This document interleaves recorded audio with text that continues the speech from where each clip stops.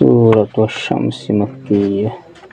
أعوذ بالله من الشيطان الرجيم. بسم الله الرحمن الرحيم. والشمس وضحاها والقمر إذا تلاها والنهار إذا جلاها والليل إذا يغشاها والسماء